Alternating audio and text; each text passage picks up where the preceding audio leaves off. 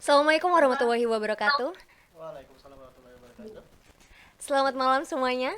Pada kesempatan kali ini, tim kami akan mempresentasikan hasil kerja yang telah kami perbuat, yaitu menganalisis SWOT dari perusahaan Indofood dengan saya sendiri, Saskia Aurelia Novitasari dengan NIM E314203 dari golongan C. Saya Martarina Laminavila dari golongan A dengan NIM E31240377. Saya Rosita Hasanah dengan NIM E31240854 golongan B. Perkenalkan, nama saya Agung Galuh Pambudi Utomo dengan NIM E31240987 dari golongan B. Di sini saya akan menyampaikan bab pendahuluan. Indofood merupakan salah satu perusahaan makanan dan minuman terbesar di Indonesia dengan produk yang sangat dekat dengan kehidupan kita sehari-hari. Berdiri pada tahun 1990 dengan nama PT Indofood Sukses Makmur Tbk. Perusahaan ini berkembang pesat melalui produksi mie instannya yaitu Indomie yang mana kemudian menjadi ikon global hingga saat ini. Seiring berjalannya waktu, Indofood memperluas bisnisnya hingga dikenal dengan sebuah perusahaan Total Food Solution, yaitu perusahaan yang mengelola rantai bisnis secara terintegrasi mulai dari agribisnis, produksi bahan baku hingga produksi siap konsumsinya. Saya akan menyampaikan juga visi misi dan nilai-nilai Indofood. Visi Indofood to become a total food solution company. Visi Indofood yang pertama yaitu untuk menyediakan solusi berkelanjutan untuk kebutuhan pangan. Yang kedua, untuk meningkatkan kebutuhan sumber daya manusia, proses dan teknologi kami. Tiga, untuk berkontribusi pada kesejahteraan masyarakat dan lingkungan secara berkelanjutan. Dan yang terakhir, untuk terus meningkatkan nilai-nilai pemangku kepentingan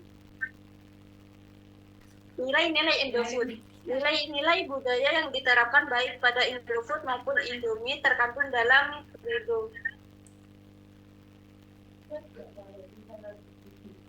Selanjutnya analisis SWOT. Yang pertama adalah strength atau kekuatan. Pertanyaan yang pertama, apa yang menjadi kekuatan? Indofood memiliki produk dan merek unggulan yang menguasai pasar seperti Indomie, Indomilk, Citato, Mimoli, dan lain-lain. Yang kedua, apa yang dikerjakan dengan baik? Indofood melakukan bisnis terintegrasi yang mengelola seluruh rantai pasok pangan mulai dari hulu, riset bibit, perkebunan, kelapa sawit, karet, tebu, hingga hilir produksi minyak, goreng, bimoli, mie instan, susu, biskuit, dan lain-lain. Yang ketiga, apa yang dilihat orang lain sebagai kekuatan? Banyak orang yang menilai bahwa Indofood memiliki jaringan distribusi yang paling luas. Ribuan titik distribusi yang dikelola perusahaan menjangkau pasar dari kota besar hingga pelosok negeri. Yang keempat, apa yang dilakukan dengan baik oleh lembaga? Indofood membagi 4 divisi yang saling melengkapi, yaitu Customer Branded Product atau CBP, hubungan sari, agribisnis, dan distribusi. Yang kelima, apa rekam jejak yang baik? Rekam jejak keuangan dan profitabilitas dicatat secara konsisten hingga terlihat jelas kenaikan laba dan pendapatannya. Yang keenam, di mana organisasi bersaing dengan baik? Indofood bersaing dengan baik di pasar domestik maupun global karena konsistennya dalam mengembangkan produk sesuai tren, menjaga cita rasa yang unik, dan selalu memastikan ketersediaan produknya.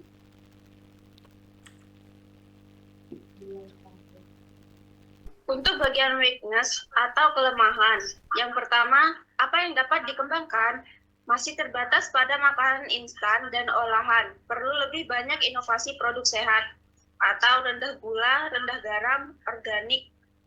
Yang kedua, apa yang berlangsung kurang optimal?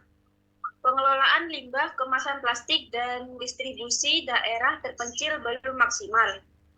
Yang ketiga, kompetisi apa yang berlangsung dengan baik? Walau kuat di pasar mie instan, persaingan di produk minuman sehat dan makanan organik masih tertinggal. Yang keempat, apa yang dapat diperbaiki? Perlu meningkatkan transparansi informasi gizi, inovasi sesuai tren kesehatan, dan efisien produksi. Yang kelima, apa yang telah dilakukan secara tidak baik? Kampanye mengenai lingkungan dan sustainability masih minim. Promosi lebih menekankan harga dan kepraktisan daripada kualitas sehat. Yang keenam, apa yang harus dihindari? Mengabaikan tren hidup sehat, terlalu bergantung pada produk unggulan atau Indomie, serta praktik bisnis yang bisa merusak lingkungan. Selanjutnya ada opportunity, yang artinya peluang. Pertanyaan pertama yaitu jika tidak ada hambatan apa yang akan dilakukan? Indofood akan meningkatkan ekspansi global, memperluas pasar ekspor secara agresif ke negara baru dan mempercepat digitalisasi proses bisnis serta inovasi produk makanan sehat berbasis teknologi yang terbaru. Yang kedua, apa yang mungkin dilakukan? Indofood dapat membuat diversifikasi produk yang lebih sehat seperti plant-based, rendah gula atau rendah garam, memperluas kerjasama dengan startup teknologi makanan dan memperkuat pengelolaan supply chains berbasis digital. Yang ketiga, di mana posisi yang diinginkan dalam 5 tahun ke depan? Indofood ingin menjadi pemimpin pasar Asia Pasifik untuk produk makanan sehat dan cepat saji yang berkelanjutan serta menjadi pionir digitalisasi industri makanan di Indonesia. Keempat, dengan siapa ingin bekerja? Bersama mitra internasional untuk ekspor, startup teknologi pangan, pemerintah dalam inovasi regulasi, dan UMKM dalam memberdayakan rantai pasokan produk domestik berbasis kearifan lokal. Kelima, sampai di mana teknologi baru dapat mengubah praktik. Teknologi seperti automasi produksi, digital marketing, distribution analytics, dan penggunaan big data sangat membantu meningkatkan efisiensi, respon pasar, bahkan inovasi produk secara berkelanjutan. Selanjutnya, perubahan finansial atau pemerintah atau legislatif dapat menguntungkan di masa depan. Kebijakan pemerintah yang mendukung pertumbuhan industri makanan sehat, percepatan digitalisasi rantai pasok, dan insentif ekspor dapat meningkatkan daya saing dan profitabilitas perusahaan secara signifikan di masa yang mendatang. Selanjutnya, apa yang akan terjadi dalam beberapa tahun yang akan datang? Tren makanan sehat, digitalisasi bisnis, serta permintaan pasar untuk produk ramah lingkungan akan semakin meningkat, sehingga Indofood harus cepat berinovasi dan menyesuaikan strategi bisnisnya. Dan yang terakhir, apa yang dapat menjadi solusi win-win?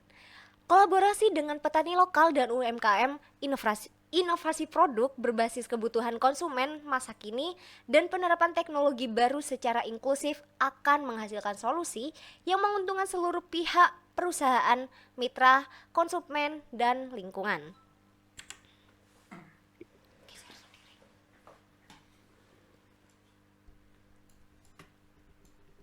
Oke, yang saya akan mempresentasikan yang terakhir yaitu threat atau ancaman. Yang pertama, apa ancaman utama yang dihadapi perusahaan?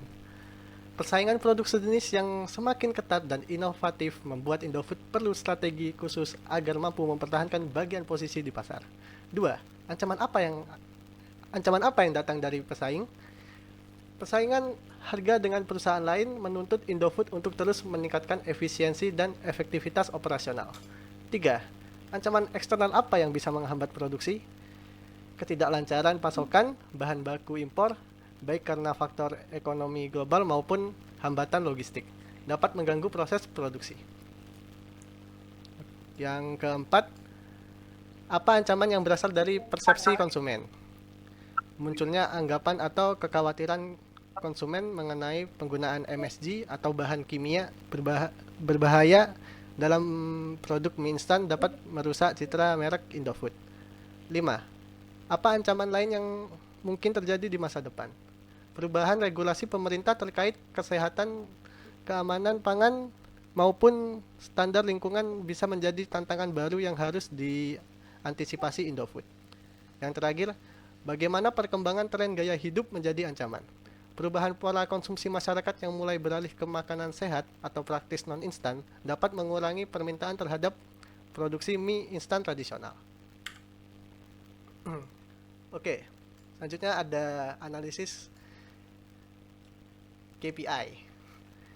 KPI finansial yang mendukung visi memberi nilai tambah bagi pemegang saham.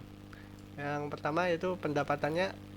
Indofood mencatat pendapatan sekitar 111,7 triliun rupiah di tahun 2023, naik jadi 115,78 triliun di 2024. Artinya, perusahaan tetap bertumbuh meskipun tipis. Ini menunjukkan Indofood bisa menjaga stabilitas usaha di tengah persaingan. Selanjutnya yaitu laba bersih. Laba bersih 2023 naik 28% menjadi 8,14 triliun rupiah. Lalu 2024 masih naik jadi 8,64 triliun rupiah. Hal ini sejalan dengan misi memberi keuntungan berkelanjutan kepada pemegang saham. Selanjutnya itu margin usaha. Margin usaha sekitar 17-18%. Artinya Indofood cukup efisien dalam mengelola biaya produksi. KPI operasional yang mendukung misi yaitu menyediakan produk berkualitas dan terjangkau. Yang pertama yaitu produksi dan kapasitas. Indofood adalah produsen mie instan terbesar di dunia, mampu menghasilkan lebih dari 19 miliar bungkus Indomie per tahun. Kapasitas besar ini memastikan kebutuhan konsumen selalu bisa dipenuhi. Selanjutnya itu pangsa pasar. Indofood menguasai sekitar 70% pasar mie instan di Indonesia. Ini bukti bahwa produk mereka diterima luas dan sesuai dengan selera masyarakat. Selanjutnya yaitu jaringan distribusi. Produk Indomie tersedia hampir di semua daerah Indonesia berkat jaringan distribusi yang luas. Hal ini mendukung misi agar produk mudah dijangkau konsumen. Yang terakhir yaitu KPI SDM dan keberlanjutan yang mendukung misi memberi manfaat bagi karyawan dan masyarakat. Yang pertama yaitu sumber daya manusia. Indofood mempekerjakan lebih dari 90.000 orang dan setiap tahun ada program pelatihan bagi karyawan. Ini menunjukkan perusahaan serius membangun SDM yang kompeten. Yang terakhir yaitu tanggung jawab sosial dan lingkungan. Indofood menjalankan program CSR atau pendidikan, kesehatan, pemberdayaan masyarakat, serta mengelola perkebunan sawit dengan standar keberlanjutan. Hal ini selaras dengan misi untuk memberi manfaat tidak hanya ke konsumen, tapi juga ke masyarakat luas. Selanjutnya, bagian perusahaan Indofood yang menggunakan BI atau Business Intelligence. Yang pertama, manajemen. BI digunakan lewat sistem ERP, SAP untuk membuat dashboard kinerja keuangan, produksi, distribusi, dan lain-lain. Yang kedua, membantu manajemen mengambil keputusan cepat dan akurat berdasarkan data real time. Yang kedua, distribusi dan logistik. BI mengolah data persediaan dan penjualan agar rantai pasokan lebih efisien. Dan yang kedua, memastikan stok barang di gudang dan distribusi tetap seimbang, tidak overstock atau stock out. Yang ketiga, pemasaran dan penjualan. BI dipakai untuk menganalisis perilaku konsumen, tren penjualan, dan membuat forecasting permintaan produk. Hasilnya bisa dipakai untuk menyesuaikan strategi promosi dan mengatur produksi sesuai kebutuhan pasar. Yang keempat, SDM atau Human Resources atau HRD. Data karyawan seperti absensi, payroll, performa kerja, dan pelatihan diintegrasikan dengan data keuangan dan operasional. Yang kedua, membantu manajemen dalam mengatur tenaga kerja dan mengambil keputusan terkait SDM. Baik, cukup sekian dari kelompok kami. Mohon maaf jika ada pemilihan dalam berucap ataupun atau salah dalam PPT-nya. Sekian dari kami, terima kasih. Assalamualaikum warahmatullahi wabarakatuh. Paci. Matikan dulu.